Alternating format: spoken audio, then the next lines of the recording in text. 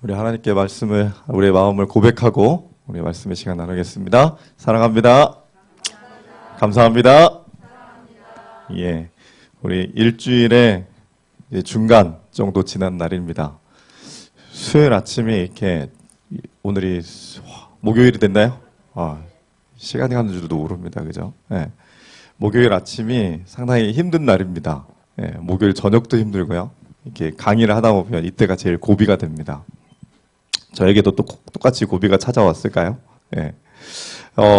우리 옆에 분들하고도 사랑합니다, 감사합니다 합시다. 사랑합니다, 감사합니다, 감사합니다, 사랑합니다. 예. 우리 어제 강의가 마친 후에 부모님께 문자가 왔어요. 아유, 왜 이렇게 길게 했냐? 이렇게 문자가 왔어요. 죄송합니다. 그런데 어제 강의 후에 환우들의 표정이 제일 좋았어요. 그래도 조금 힘들긴 했어도 오늘 어제 안 드렸으면 안 될 말씀이라 했습니다. 그랬더니 그랬냐 그러셔요. 그래서 분명 아버지께서 어머니를 통해서 문자를 보내게 하셨다 느껴졌어요.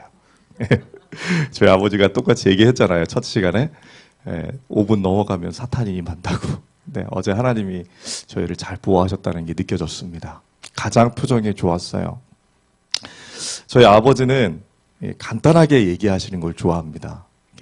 잔소리를 한 번도 들어본 적이 없어요, 아버지한테. 전화를 하면 이렇습니다. 그래, 잘 지냈냐? 건강해라. 근데 저는 그 말의 의미를 알고 있어요.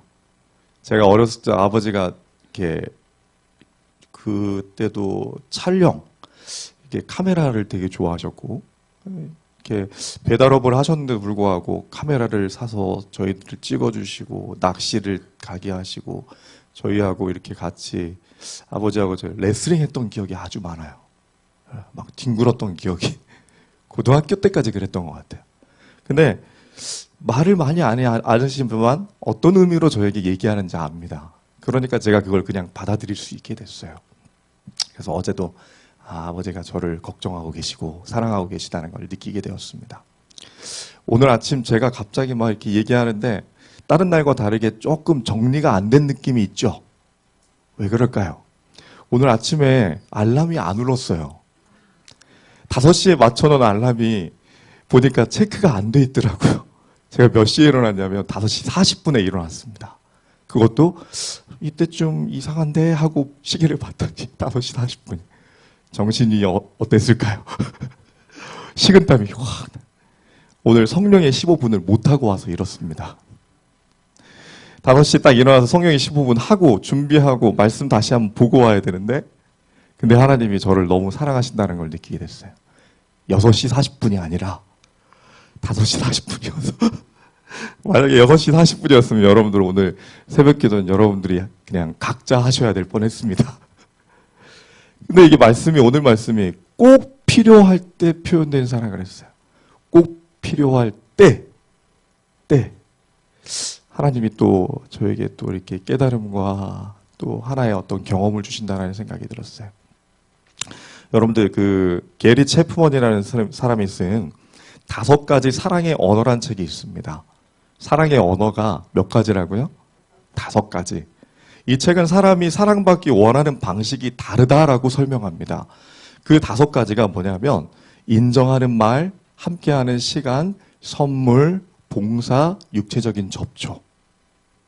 어떤 사람은요, 인정하는 말을 받으면 사랑받았다라고 느끼고 어떤 사람은 함께하는 시간이 사랑이다라고 느낀다라는 거예요. 그런데 예를 들어 어떤 아내가 남편하고 계집도 계속 같이 하고 싶은데 남편이 너무 바빠. 그래서 맨날 뭐만 줘요? 명품 선물만 갖다 준다. 그러면 아내는 남편이 나를 사랑하지 않는다라고 느낀다라는 겁니다. 어떤 사람은 이게 1번일 수 있고요. 이게 1번일 수 있고 이게 2번일 수도 있고 3번일 수도 있다는 겁니다. 남자와 여자의 언어는 같을까요? 다를까요? 달라요. 그래서 뭐가 필요할까요? 말하지 않아도 알아요? 절대 몰라요. 소통이 필요하고 공감이 필요합니다. 그 웃음이 오늘 저에게 힘을 줍니다. 네, 계속 그렇게 웃어주십시오. 네. 사람은 상대방의 마음을 잘 헤아려 그가 원하는 것을 들어주고 싶지만 말하지 않으면 몰라요. 울리지 않는 종은 종이 아니며 부르지 않는 노래는 노래가 아니며 표현하지 않는 사랑은 사랑이 아니다. 진리입니다, 진리. 하나님은 사랑이시다. 이거는 성경 말씀에 하나님의 사랑을 기록해 놓은 거예요. 여러분 사복음서를 열심히 잘 읽으십시오. 하나님이 치유하시는 장면, 사랑의 장면이 그 안에 다 나옵니다. 그걸 읽으면요, 저희가 헬퍼스 하이, 보기만 해도 좋아지는 봉사의 희열을 느낀다 그랬어요. 이 시간에 꼭 적절한 이야기, 꼭 필요할 때 표현된 사랑. 예수님의 일생 가운데 예수님이 꼭 필요하셨을 때 누군가 그 사랑의 언어로 다가왔던 적이 있으셨을까요? 예수님도 인간의 몸을 입고 오셨고 때때로는 외로움을 느끼셨을 때 누군가 예수님을 위로했던 적이 있었을까요? 그러면 여러분도 한번 하나님을 위로하는 시간이 필요할까요? 5손의 기도라는 게 있습니다. 이 엄지손가락을 보면 맨날 불평만 하던 어떤 간호사가 누군가에게서 권고를 받았던 이야기. 책에서 보니까 그렇게 나와요. 엄지손가락은 제 몸, 심장하고 가장 가깝습니다. 그래서 엄지를 보면서 가장 가까운 사람을 위해서 기도해요. 그 다음에 검지를 보면 저희에게 가르침을 주는 스승님을 생각해요. 방향을 지시해줘요. 최고의 스승님 예수님이고 우리 주변의 모든 사람이 스승이라 그랬잖아요. 최연소 4살짜리도 제 스승이 되는 겁니다. 그 다음에 가운데는 가장 크신 분이에요. 누굴까요? 하나님이에요. 하나님 오늘 많이 힘드시죠? 오늘은 제가 기도 안 할 테니까 좀 쉬시라고. 제 기도는 잠깐 안 들어주셔도 되니까 다른 분들 들어오는 것도 좀 쉬면 좋겠지만 들어주시고 저는 제가 하나님 위해서 기도해 드리겠다고. 4번째, 이거는 가장 약한 사람이에요. 약지. 내 주변에 약한 사람들. 그 다음에 마지막, 애지. 이거는 가장 작은 나를 위해서 마지막에 기도하는 겁니다. 5손가락의 기도는 하나님을 생각할 줄 알게 하셨어요. 왜냐하면 하나님도 우리를 위하여 사랑을 공급하시는 공급자라는 걸 알게 하셨다는 거죠. 여기 마가복음 14장에 보게 되면 예수님을 사랑했던 한 사람이 등장합니다. 예수께서 베다니 문둥이 시몬의 집에서 식사하실 때 한 여자가, 이 여자 누구죠? 마리아. 매우 값진 향유 곧 순전한 나드 한 옥합을 가지고 와서 그 옥합을 깨뜨리고 예수의 머리에 부니 어떤 사람들이 분내어 서로 말하되 무슨 의사로 이 향유를 허비하였는가? 이 향유를 300데나리오 이상에 팔아 가난한 자들에게 줄 수 있었겠도다 하며 그 여자를 뭐 했어요? 책망하였다. 한 여인의 사랑의 마음과 그 표현, 사랑의 언어가 표현됐어요. 근데 그 사랑의 언어는 마리아와 예수님에게 일치되어 공감을 일으켰어요. 그런데 그걸 바라보는 이성적인, 그 다음에 논리적인 시선은 뭐라고 얘기했어요? 허비하였다 그랬어요. 허비하였다. 여러분들, 기름에 머리를 붓는 거, 기름을 갖다가 머리에 부어드리는 행동은 어떤 행위입니까? 사무엘이 다윗에게 기름을 부었더라. 이거 뭐예요? 누구에게 하는 행위예요? 왕이에요, 왕. 마리아는 자신의 모든 세계의 통치자로 누구를 인정한 거예요. 어제 끝나는 시간, 마지막 넘어간 15분에 했던 이야기는 정말 중요한 이야기였어요. 우리가 우리의 몸과 마음의 주인을 하나님의 통치자로 모시는 순간 우리의 모든 몸은, 우리의 마음은 하나님의 나라가 되는 것입니다. 이거 놀랍지 않나요? 그래서 예수님께서 비밀이라고 얘기했어요. 비밀. 내가 너한테만 알려주는 비밀이니까 너만 알아. 이거 다른 사람이 알면 혼란스러우니까 너만 알아의 비밀이 있었어요. 너가 이미 하나님의 나라를 경험한다. 그래서 제가 가장 행복한 사람이라고 고백할 수 있는 것 같아요. 오늘 아침에 깨워주신 하나님께 또 감사합니다. 마리아가 값비싼 향유를 예수님의 머리와 발에 부은 사건은 사복음서 모두 등장합니다. 여러분들 사복음서의 내용 중에는 어떤 때는 하나만 기록되어 있고 어떤 때는 2개, 3개 기록된 책들이 많아요. 사건이. 근데 마리아의 향유 사건은 그만큼 중요하다는 얘기예요. 아주 중요한 얘기니까 사고보험서 다 나옵니다. 사복음서를 종합하면 그 사건이 일어난 때는 예수님이 십자가를 지기 6일 전이에요. 예수님 십자가 사건 6일 전. 장소는 예수님이 문둥병에서 고쳐준 베다니에 살던 바리새인 시몬의 집입니다.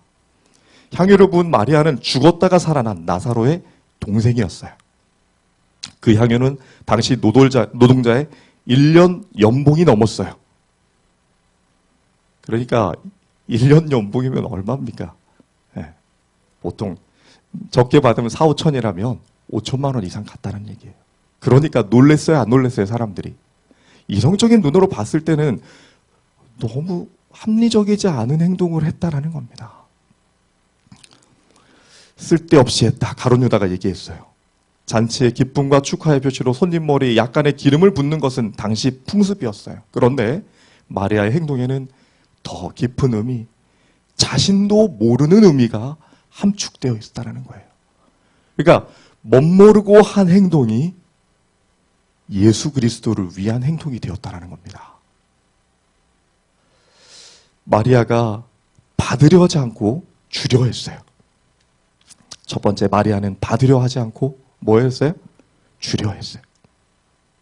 당시 사람들 사이에는 예수님과 관련된 두 가지 소문이 떠돌았어요. 첫 번째는 예수님이 곧 우리나라 왕이 되신단다. 이스라엘이 왕이 되신단다. 두 번째, 예수님이 곧 죽을 것이다. 두 가지 소문이 돌았어요. 사람들이 어떤 말을 믿었을까요? 예? 최고의 기대치였어요. 6일 전이면. 왕이 되신다. 보리떡 5개와 물고기 2마리로 먹이셨던 분이 우리 왕 되면 우리 이제 먹고 살 일 걱정해도 된다, 안 한다? 안 해도 되겠다. 뭐 말만 하면 다 이루어질 텐데 이 기대감에 차 있었어요. 사람들이 어떤 말을 믿었을까요? 왕이 되신 말을 믿었어요. 왜냐하면 그래야 하나님 나라에서 한 자리 얻을 수 있다는 생각에 제자들이 싸우고 있는 겁니다. 야, 너 좌의정할래? 우의정할래? 예수님 돌아가시 6일 전에도 제자들은 그거 가지고 싸우고 있었다고요. 예수님이 답답했을까요? 여러분들, 제가 지금 목요일 아침까지 강의를 했는데 여러분들이 막 진짜 눈빛이요. 그 스펀지, 말라있는 스펀지, 모든 걸 흡수해버리려는 그 눈빛이에요. 하나라도 땅에 안 떨어지게 하려는 그 눈빛. 이게 예수님이 원했던 절박함이었어요. 근데 예수님이 제자들에게서 그걸 느꼈어요, 못 느꼈어요? 저는 가끔 이렇게 목회자가 오래 이제 목회를 하다 보면 한 교회에서 말씀이 일주일 정도가 아주 적당하고 그 다음 지나면 말씀이 비슷해져 버리는 현상을 느끼게 됐어요. 아무리 열성적으로 해도. 제자들도 똑같은 걸 느끼셨을 거예요, 예수님이. 얘네가 이제 타성에 젖어서 내 말을 안 듣는구나. 그러니 내가 죽기 6일 전인데도 불구하고 나를 위해 기도해주는 친구가 한 명도 없다라는 걸 그가 느끼셨어요. 얼마나 마음이 찢어졌을까요? 그런데 누가? 마리아가 내 마음 알아주는구나. 얼마나 기뻤을까요? 얼마나 기뻤을까요?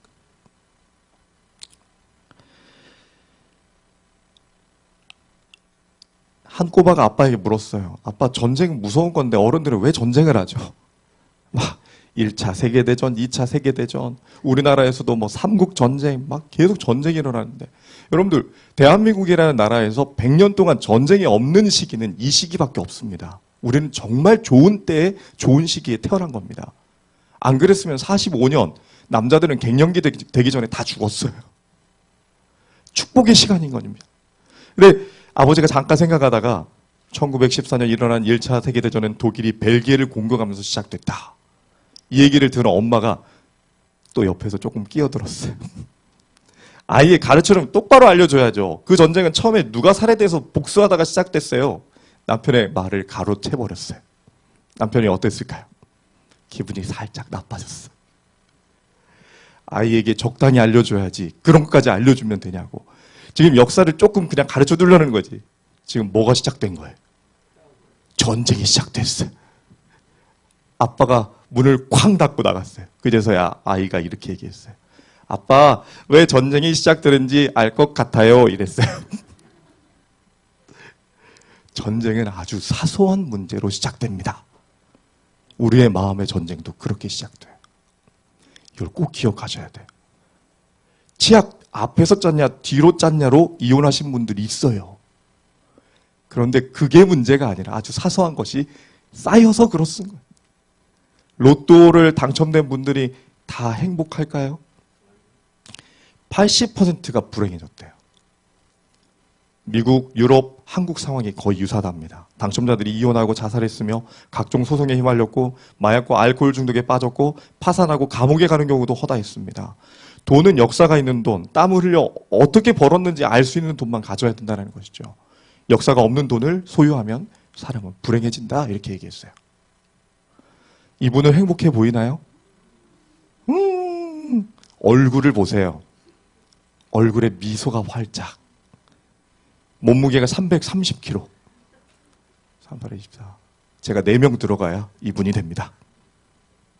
세계 최고의 몸무게에서. 근데 이분의 꿈은 1톤이 될 거예요. 이랬어요. 인터뷰에서. 1000kg. 제 목표는 330kg에서 멈추지 않습니다. 전 1000kg가 될 거예요. 이랬어요. 하루에 2만 칼로리를 먹는답니다. 더 열심히 먹어야 되겠다 그랬어요. 그래서 저는 스트레칭도 하고요. 막 이렇게 하고 스트레칭 하고 있는 겁니다. 저는 행복하다 그랬어요. 화장실을 어떻게 갈까 걱정이 좀 돼요. 자신의 꿈은 1톤이 되는 거랍니다. 그리고 자기는 행복하다라고 얘기했어요. 그러면 본인은 행복한 거 맞습니까? 맞는 거예요. 이분의 기준과 우리의 기준은 다른 겁니다. 근데 짠한 눈빛으로 보는 여러분들의 눈빛이 마음이 느껴져요. 여러분들 행복하기 위해서 뭐 하면 된다? 세상은 뭐라고 얘기하나요? 우리는 행복하기 위해서는 성령이 내 마음에 있으면 된다. 맞습니까? 아멘. 성령의 수술 시간이 매일 지속되면 된다. 아멘입니까? 아멘. 저는 지금 성령의 수술 시간 하고 있는 겁니다. 정자세로 서서 똑같이 말하며 어쩌면 말씀 가운데서 우리를 정리하고 있어요. 설교를 하면서도 설교가 준비될까요? 설교는요, 여러분들의 눈빛을 보면 준비가 돼요. 아, 이 부분에 공감이 있구나. 아, 새로운 깨달음을 주시는구나. 아, 이거야. 그러면 이제 설교가 끝난 다음에 가가지고 뭐 하는 줄 아십니까? 다음 설교를 막 쳐요. 그렇게 해서 나온 게 설교가 3편, 4편이 나올 때가 있어요. 정말입니다. 왜냐하면 하나님이 여러분의 눈빛 속에서 깨달음을 주셔요. 여러분의 눈빛이 제일 중요합니다. 그런 웃음 좋아요. 행복하기 위해서 세상은 지금보다 좀 더 있으면 된다 이 얘기예요. 욕심이 많이 아니에요. 조금만 더 있으면 돼요. 조금만. 저 많이 바라지 않아요. 저 조금만. 근데 그 조금만이 커져. 우리 모두의 현실. 은을 사랑하는 자는 은으로 만족함이 없고 풍부를 사랑하는 자는 소득으로 만족함이 없나니 이것도 뭐하다? 헛되다. 근데 얘는 참 행복해 보이네요. 잠언 30장 5절 거머리에게는 2딸이 있는데 다고다고 하느니라. 거머리가 있어요. 피 빨아먹는 거머리가. 근데 2딸이 있대요. 근데 맨날 얘기하는 게 달라고 한대요. 딸들은 그 친정에 이렇게 밑빠진 독처럼 가져간다라고 얘기하죠. 달라고 한대요. 조금만 더. 행복감이란 생활에서 충분한 만족과 기쁨을 느끼는 마음 또는 그런 느낌이래요. 나는 충분해. 제가 가장 행복하다 그랬죠. 세상에서. 이유는 뭐였습니까? 제가 뭐 차가 좋아서, 집이 좋아서. 아내도 똑같아요. 딸도 똑같아요. 아들도 똑같아요. 옷도 똑같아. 제 차는 지금 14년째 접어듭니다. 누가 보면 근데 새 차냐고 물어봐요. 그런데 저는 변한 게 없는데 변한 건 딱 한 가지. 어느 순간부터 성령이 날마다 저를 수술하기 시작한다는 그 기쁨. 그래서 저는 가장 행복한 겁니다. 행복은 자신이 느끼는 만족이에요. 만족할 때예요. 이 아이를 좀 자세히 볼까요? 인생 뭐 있냐? 나는 대하에서 이러고 있는 게 제일 행복하다. 여러분들, 이 목욕탕 정말 중요합니다. 제가 내일 저녁 시간에 얘기하겠지만 제 모든 인사이트는 목욕탕에서 많이 나왔습니다. 이게 참 우스운 이야기지만 유레카가 언제 나왔어요? 유레카 하고 뛰어나갔던 게 이게 발견하다는 뜻이에요. 목욕탕에서 목욕하다 그랬어요. 왜 그랬을까요? 목욕탕에서 딱 이렇게 기대고 있으면 모든 몸의 에너지가 소비율을 멈추고 어디로 집중되냐면 머리로 집중돼요. 제가 그건 나중에 내일 저녁에 설명을 더 드리죠. 설목사 목욕탕 다닌다더라. 뭐 그렇게 하시면 또 안 돼요. 하나님을 만나러 가더라. 이렇게 하셔야죠. 겨우 이게 전부야. 도대체 이게 뭐길래 사람들이 이것 때문에 목숨을 건단 말인가. 이게 카이사르가, 로마의 최고의 형사 카이사르가 전쟁에서 이기고 개선할 때 황제는 군중들의 환호에 의기양양했어요. 그런데 갑자기 번쩍이는 멀리관을 벗어보면서 이렇게 말했어요. 이게 전부냐? 이게 뭐길래 사람이 이것 때문에 내가 이렇게 목숨을 걸었냐? 자신의 기대감에 못 미치는 겁니다. 더 막 환호할 줄 알았어요. 더 기쁠 줄 알았어요. 근데 만족이 안 되는 겁니다. 세상을 제피하고 왔는데 환호가 들리는데 저보다 불행한 사람이에요. 그러니까 세상을 다 가졌는데도 카이사르는 뭔가 특별한 것을 더 갖고 싶었어요.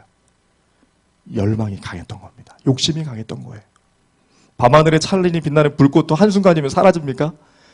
불꽃놀이가 빵빵 터지고 나면 끝나고 난 다음에 그 느낌은 어떨까요? 더 고요해집니다.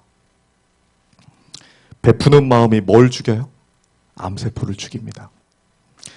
오버린 룩스 교수는 베푸는 마음에서 암세포를 죽이는 효소가 나온다는 주장했습니다. 남을 구제하고 베푸는 마음을 가질 때 암세포도 이길 수 있는 항생제가 몸에서 분출된다는 것입니다. 암세포를 죽이는 게 언제 나온다고요? 봉사의 장면을 보기만 해도 나온다 그랬어요. 그래서 테레사 수녀의 어떤 영상을 틀어주고 실험을 했어요. 실제. 면역력이 올라갑니다. 면역력이 올라갔다는 것은 암세포의 활동을 잠식시킬 수 있다는 얘기예요. 사복음서를 제가 아까 보라고 했던 이유가 있어요. 사복음서는 최고의 치유와 최고의 하나님의 사랑이 드러나는 곳이에요. 그걸 읽으면 읽을수록 우리는 헬퍼스 하이, 베푸는 마음속에 암세포가 치유될 수 있습니다. 아멘입니까? 아멘이에요. 마리아는 받은 것을 뭐 했어요? 기억하고 감사하려 했다. 그래서 세뇌, 기억은 정말 중요한 겁니다. 너희는 마음에 근심하지 말라. 하나님이 네 또 다릅니다. 이게 문자로 내 머릿속에 기억돼 버리니까 제가 기억력이 좋아진 거예요. 그래서 누군가가 딱 기억되면 머릿속에 얼굴이 딱 스캔이 돼 버립니다. 그래서 전에 만나셨죠가 가능한 거예요. 하나님이 저에게 어렸을 적에 훈련을 통해서 그걸 하셨다는 게 너무 감사했어요. 누가복음 7장 39절 같이 한번 읽어볼까요? 예수를 시작. 예수를 청한 바리새인이 이것을 보고 마음에 이르되 이 사람이 만일 선지자도면 자기를 만지는 이 여자가 누구며 어떠한 자 곧 죄인인 줄을 알았으리라 하거늘. 이 말은 예수님을 초청했던 집 주인이었던 시몬이 얘기했어요. 그의 말처럼 마리아가 뭐였어요? 죄인이었어요. 어떤 죄를 지었는지 성경에는 자세히 기록되어 있지 않지만 그녀는 한때 방황했고 죄 가운데서 돌에 맞아 죽을 뻔한 그 상황에서 누가 도와주셨어요? 예수님이 도와주셨어요. 그런데 중요한 것은 죄인은 맞는데 예수님이 용서한 죄인이라는 겁니다. 예수님 뭐 하셨다고요? 용서해 주셨다는 거예요. 그러면 죄가 있어요, 없어요? 죄가 사라졌어요. 의로 덮어주셔 죄인이지만 죄가 없다 해주신 거예요. 그러니까 원래 죄가 없는 상태로 돌린 게 아니에요. 죄가 없다라고 덮어주셨다는 거예요. 그러니까 죄인이 아니라고 누가 인정해 주시는 거예요? 맞아요. 인정해 주신 거예요. 그러면 그는 죄인입니까? 죄인이 아닙니까? 죄인이 아니죠. 누가복음 7장 48절. 이에 여자에게 이르시되 너의 죄 사함을 얻었느니라. 아멘. 그는 죄 사함을 받았어요. 하루 아침에 성령의 수술 15분은 마리아의 경험을 하는 겁니다. 오늘도 아침에 일어났는데 제가 허물이 많아요. 예수님, 덮어주시면 안 될까요? 예수님, 옷 입고 싶어요. 입혀주세요. 입고 출발하는 겁니다. 생각하다, think라는 단어는 어원이 thank, 감사하다와 같습니다. 감사는 깊이 생각할 때 얻어집니다. 정말 중요한 이야기예요. 감사는 그냥 생각하는 게 아니라 깊이 생각할 때 얻어집니다. 여러분들, 이 한 주 동안의 제 설교는 다 깊이 생각해서 끄집어낸 제 옛 기억들입니다. 일기장을 뒤적이고 정말 몇 번이고 다시 고치고 문자의 배열 하나하나를 점검하면서 저는 감사가 재생해 나도 모르지만 곳곳에 있었다는 걸 느끼게 됐어요. 그리고 말씀이 그것을 확신시켜 주니까 내 인생 전부가 내가 산 게 아니라는 거예요. 어제 사모님이 얘기했던 인생을 되돌아보니 모든 것이 주의 은혜라고 얘기했던 것이 제 고백이었어요. 감사하려면 무엇을 받았는지 깊이 생각해 보아야 합니다. 내가 받은 것이 무엇일까? 침팬지도 생각하는데 나는 왜 생각을 못할까? 깊이 생각해봐요. 사람은 받은 것을 생각할 때 만족감이 오고 행복해집니다. 행복감은 만족할 때 느낀 느낌이라 그랬잖아요. 사람이 그렇게 느끼라고 하나님 만들어 놓으셨어요. 그러면 그렇게 해야 행복이 느껴져요. 장미꽃이 하나 있었어요. 근데 이 장미꽃은 이름이 불평이에요. 불평이.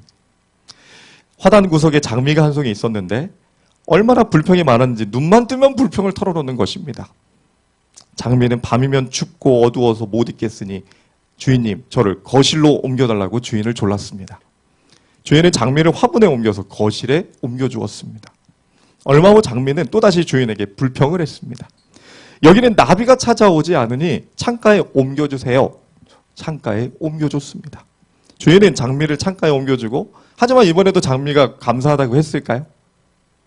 불평을 했어요. 창가에는 고양이가 지나다니니 싫다며 화병을 넣어 방 안으로 옮겨달라고 했어요. 주인은 다시 장미를 화병으로 옮겨버렸어요. 방 안에 두었습니다.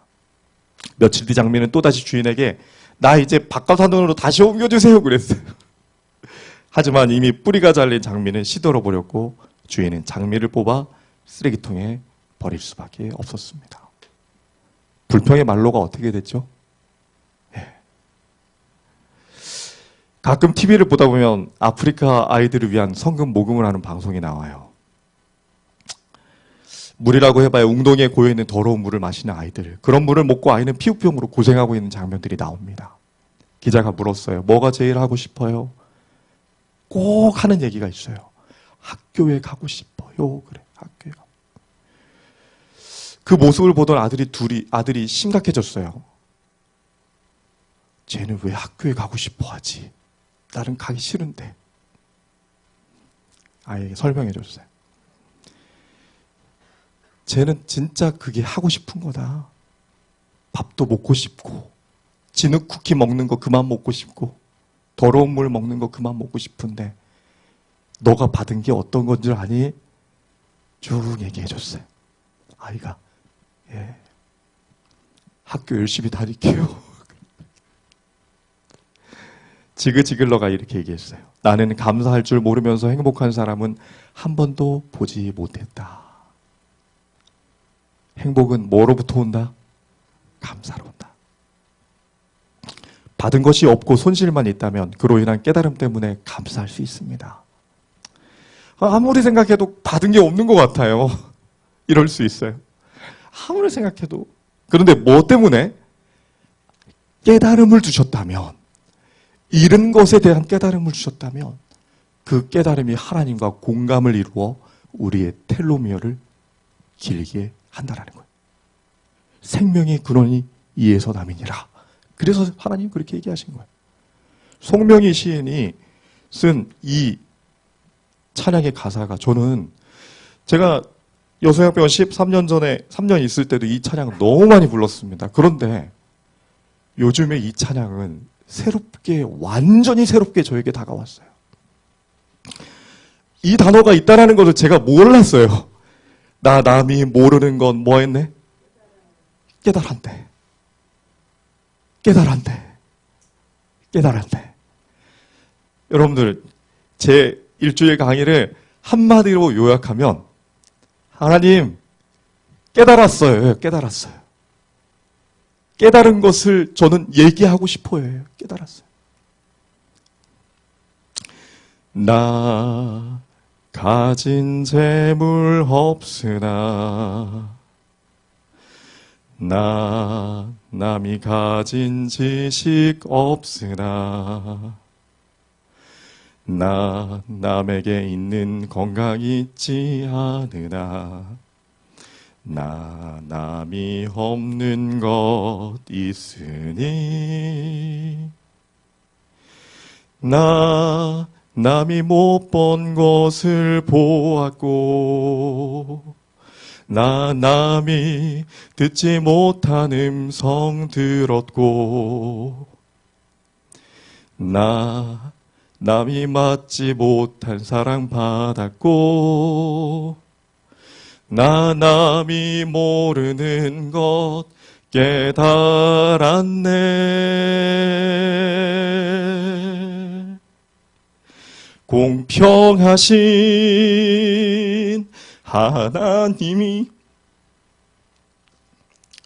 나 남이 가진 건 나 없지만 공평하신 하나님이 나 남이 없는 것 같게 하셨네. 아멘. 우리 삶 가운데 잃은 것 속에도 감사할 수 있는 것들이 너무 많습니다. 다 잃었잖아요. 지식도 없고 건강도 없고 남이 없는 거 너무 많아요. 그런데 딱 한 가지, 나 남이 받지 못하는 사랑을 받았고 그분을 보았고 그분의 음성을 들었다. 남이 모르는 거 깨닫게 해주셔서. 그래서 송명희 시인이 달리 보이는 거예요. 아, 이분의 마음 가운데 진짜 하나님이 임하셨구나. 막 공감이 일어나니까 제 텔로미어가 요만큼 길어졌어요. 요만큼. 매튜 헨리가 이렇게 얘기했어요. 어느 날 밤거리를 걷다가 강도를 만나가지고요. 강도를 만나고 온 날, 그날 매튜 헨리도 하나님을 만난 사람이었어요. 이렇게 기록했어요. 나는 감사한다. 첫째는 지금까지 한 번도 강도를 만난 적이 없다가 오늘 만났기 때문이다. 둘째는 강도가 지갑을 빼앗아 갔지만 생명을 빼앗아 가지는 않았기 때문이요. 셋째는 가진 걸 다 가졌지만 그건 그리 중요한 것이 아니기 때문이다. 넷째는 내가 강도가 아니라 강도를 당할 사람이기 때문이다. 아멘. 아내가 저한테 얘기하는 이야기, 당신은 목사 되기 참 잘 됐다고. 당신 목사가 아니었으면 지금쯤 어떻게 살았겠냐. 그 말이 정말 와닿았어요. 저를 너무 잘 아는 아내가 당신은 하나님이 선택했다고 얘기해 줬어요. 시대소망 568페이지. 그대는 나는 매우 죄가 많다고 말하는지 모른다. 그대는 그를 쓸 것이다. 그러나 그대가 약하면 약할수록 더욱 그리스도가 필요하다. 그리스도는 울면서 참회하는 사람을 한 사람도 돌려보내지 않으신다. 예수께서는 당신이 나타낼 수 있는 모든 것을 어느 누구에게도 말씀하지 않으시며 오히려 떨고 있는 모든 영혼에게 용기를 가지라고 명하신다. 그에게 나아와 용서와 회복을 구하는 모든 사람을 그는 즐거이 용서하실 것이다. 아멘. 마리아가 예수께 향유를 부은 것은 때에 맞는 사랑의 표현, 때에 맞는 감사였습니다. 때에 맞는 사랑과 감사의 표현. 사랑도 타이밍이 중요합니다. 기회가 왔을 때 잡아야지 지나가면 못 잡습니다. 그리스 신화에 나오는 기회는 뒷머리가 대머리입니다. 그래서 앞머리를 잡아야지 지나가면 대머리 못 잡아요. 기회는 뭐다? 뒷머리가 대머리다. 때가 있는 겁니다. 때. 준비된 자에게 기회를 주신다. 저는 믿습니다. 대학 때 어떤 친구가 누군가 좋아한답니다. 여자친구가 이쁜 친구가 있는데 너무 좋아하는데 그래서 용기를 못 내겠대. 그래서 저한테 도와달래요. 사랑의 메신저가 돼달라고 이것 좀 어떻게 좀 전달해주면 안 되겠니? 그래서 알았다고. 지코가 석잔데도 뭔 얘기인지 아시겠죠? 자기도 못 챙기면서 남 도와준다고 갔는데 전달해주는데 그 친구가 여자애가 그러는 거예요. 나 지난주에 남자친구 생겼는데 시간을 놓친 겁니다. 제 친구는 시간을 놓쳤어요. 마리아는 시간을 놓치지 않았어요. 다른 사람이 뭐라 해도 내가 하나님을 사랑하는 것을 놓치고 싶지 않았어요. 전도서 3장 1절에 천하의 범사가 기한이 있고 모든 목적이 이룰 뭐가 있다? 때가 있다. 홍해 앞에서 잠잠히 기다리라. 잠잠히 기다리라 하셨던 얘기는 너의 때가 아니라 누구의 때다? 하나님의 때가 온다. 하나님의 시기가 있다. 하나님이 분명히 너를 위한 시기를 준비하신다라는 말씀이었어요. 저는 그 말씀을 믿습니다. 세 가지 질문. 가장 중요한 때는 언제이고 톨스토이가 얘기했어요. 가장 필요한 사람은 누구이며 가장 중요한 일은 무엇인가? 답은 뭘까요? 지금이 중요하고 지금 옆에 있는 사람이 가장 필요한 사람이며 가장 중요한 일은 지금 하는 일이다. 사람은 하루살이 인생을 살아갑니다. 하루가 지나고 나면 다 잠들어요. 다 일어나요. 또 시작해. 하루하루 살아가는 겁니다. 누구의 은혜 가운데? 하나님의 은혜 가운데. 한 그리스도인 부부가 중요한 모임에 가기 위해 준비를 하고 있었어요. 남편이 준비 다 하고 기다리고 있는데 아내는 화장을 마치고 화장실 가서 마지막 손 씻으면서 언제나 아내들은 조금 더 늦게 준비를 합니다. 우리 집은 좀 제가 늦을 때도 많아요. 근데 샤워 꼭지가 이렇게 생긴 해바라기 샤워기에 또 수도꼭지가 달린 얘네들은 참 편리하긴 하지만 가끔 당혹스러운 일을 겪기도 합니다. 아내가 막 불이 났게 막 하고 있는데 물을 켜는 순간 날벼락을 맞았어요. 저도 이런 경험을 몇 번 했거든요. 저희 딸이 꼭 해바라기 샤워기를 잘 써요.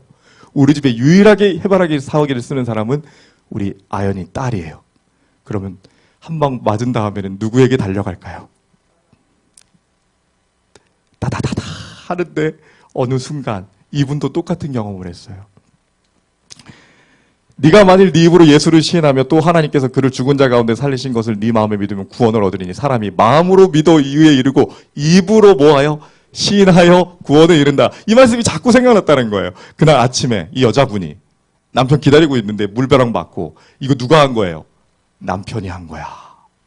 남편이 레버를 안 돌려놓은 거죠. 수도꼭지로. 어떻게 해야 될까요? 이분이 이 말씀을 생각하면서 새 마음을 주십시오. 새 마음을 주십시오. 쫄딱 젖어있는 몸을 보고 거울에서 새 마음을 주십시오. 하나님, 제 마음을 다시 한번 정리하게 해주세요. 마치 몇 시간이 지나가는 것 같았다 그랬어요. 그리고 조용히 가서 빨리 옷을 입고 간.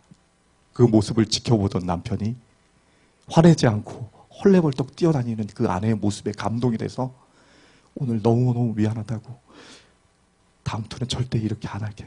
미안해. 가정이 행복해졌습니까? 전쟁이 일어나지 않았어요. 뭐 때문에? 말씀을 기억한 겁니다. 감사와 행복은 기억해야 합니다. 기억. 그래서 기억절. 교과 시간에 기억절 꼭 외우십시오. 이 말에는 아멘 안 하시네. 안교 교과의 기억절을 꼭 외우시기 바랍니다. 그것이 여러분의 감사와 행복의 근원이 됩니다. 아멘. 마리아는 자신도 모르게 예수님이 하시려던 희생을 들었어요. 자신도 모르게 했던 행동이 하나님께 감동이 된다면 얼마나 행복한 일일까요? 얼마나 좋게요. 이게 생각나네요.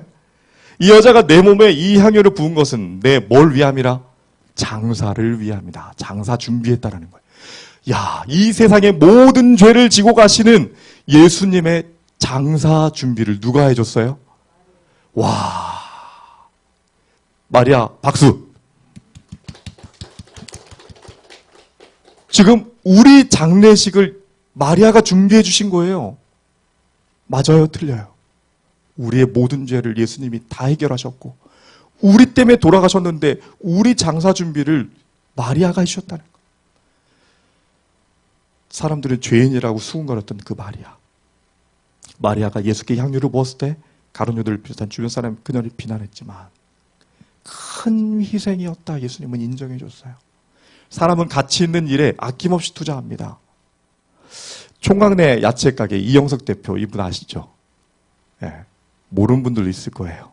총각내 야채 가게라고 엄청 뜬 사람입니다. 이 사람이 얼마나 열심히냐면 15년 동안 새벽 1시에 일어나서 그때 출근해요. 새벽 1시에 출근. 15년을. 근데 알람이 5개랍니다. 하나 올리면 때려치워야지. 2개 올리면 진짜 다른 일 해야지. 3번 올리면 하필 수많은 직업 중에 야채 장사를 했을까. 4번 올리면 다시 태어나면 절대 야채 장사 안 해. 5번째 올리면 오늘이 진짜 마지막이다. 이렇게 15년을 해왔대요. 끈기 있게 했더니 성공했어요? 성공했어요. 강남에 아파트를 사고 좋은 차를 사고. 근데 그가 행복할까요?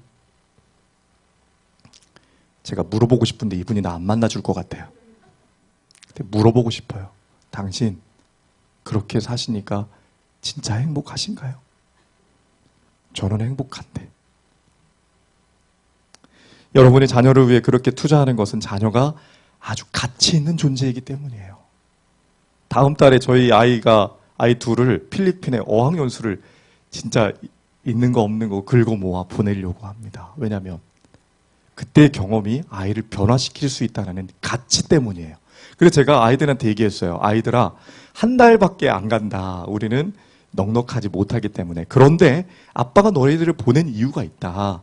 그것은 너희들의 경험을 위한 것이다. 공부 열심히 하지 않아도 돼. 그런데 옆에 있는 아이들이 어떻게 공부하는지를 한번 보고 와. 미국에서 공부하는 애들이 거기 가끔 온다더라. 어떻게 영어 하는지를 보기만 하고 와. 공부 열심히 해 안 해? 하지 마. 그러니까 애들이 편해졌어요. 열심히 놀고 열심히 보고 와라 그랬어요. 그 경험이 너를 변화시킬 것이다. 제가 오늘 저녁에 여행 얘기를 할 겁니다. 여행 좋아하세요? 저도 여행 무지하게 좋아합니다. 그리고 저희 아내하고 저는 꿈이 있어요. 마리아는 예수님을 위해 아낌없이 희생했습니다. 예수님이 자신에게 소중하고 가치 있었기 때문이에요. 아이에게 소중하니까 가치 있게 다 주는 것처럼 마리아는 예수님이 소중했어요. 예수님이 소중했어요. 가치를 모르는 사람에게는 희생과 투자는 낭비이지만 그는 예수님이 소중했어요. 한 집사님이 그래요. 한 여집사님 다른 집사님들한테 집에 안 쓰는 물건들이 있으면 교회 빨리 다 가져와. 쇼파나 뭐 이런 거. 그러니까 한 분이 딱 종곡을 때린 얘기를 했어요. 왜 안 쓰는 물건을 가져와야 됩니까? 새 것을 사서 가져오십시오. 하나님의 성물은 귀한 것입니다. 띵! 스승님. 스승님. 가장 가치 있는 예수 그리스도를 향해 왜 집에 쓰다 남은 헝거를 가져오냐. 마음이 먹먹했어요. 봤다. 저 마음이 소중하게 여기는 마음이구나. 그냥 매번 옆에 있는 누군가, 여러분들의 교회 다니는 담임 목사님, 장로님, 집사님들을 소중히 다뤄주십시오. 소중한 분들이에요. 소중한 분들이. 여러분들 옆에 사시는 아내, 남편을 소중하게 여기세요. 왜냐하면 그분들은 하나님이 피로 사신 사랑하는 영혼들이거든요. 마리아의 행동은 예수께서 행하신 십자가의 희생을 보여줍니다. 왜냐하면 예수님이 가치 없어 보이는 죄인을 위해 값비싼 자신의 생명을 기꺼이 지불하셨기 때문이에요. 모든 것보다 가장 귀한 사랑은 내 목숨을 내어놓는 것이다. 마리아는 그걸 알았어요. 시대의 소망에 하나님께서는 예수를 선물로 주심으로 온 하늘을 주셨다. 인간의 사고방식으로는 구원의 계획이 자비와 재원의 낭비로 보인다. 그랬어요. 그래 천사들이 예수님이 이렇게 하는 거 낭비 같습니다라고 얘기했어요. 십자가 사건은 정말 이해할 수 없는 인간적인 시선으로 보면 낭비였습니다. 하나님의 능력의 낭비, 시간의 낭비. 그러나 한 영혼을 위해서라도 예수님이 이렇게 하시겠다고 했다는 것은 정말 우리를 사랑하고 계시구나. 예수님 언제나 좋은 것을 주시려 하십니다. 아멘입니까? 예수님으로부터 받은 것이 많은 사람은 더 많이 감사합니다. 실현 중에서 깨달음도 더 감사해야 될까요? 저는 그것 때문에 성령님을 제 주인으로 모시겠다 약속했어요. 예수님은 우리를 참으로 가치 있게 여기셔서 그 큰 희생을 기꺼이 감수하셨습니다. 이런 하나님께 오늘도 성령께 우리의 모든 인생을 맡기게 되시길 바랍니다. 기도하실까요? 두 손을 모읍시다. 하나는 저의 손, 하나는 하나님의 손. 같이 읽겠습니다. 사랑하는 나의 아버지, 하루하루 살아 숨쉬는 우리들의 인생이 당신의 사랑의 선물임을 인정합니다. 모든 생명의 주인 되시는 주님이시여, 오늘 내 안에 거하시어 새로운 생명의 기운으로 저를 이끌어 주시옵소서. 내 몸과 내 마음에 치유의 영으로 인도하여 주시옵소서. 아멘. 기도하겠습니다. 아버지, 우리를 인도하여 주시옵소서. 우리의 지난날의 기억 속에 감사를 통한 행복을 주시고, 혹 감사의 조건이 없다면 어려움 가운데 깨닫게 해주신 오늘 이 하나님을 소중히 여기게 하여 주시옵소서. 예수님 이름으로 기도드립니다.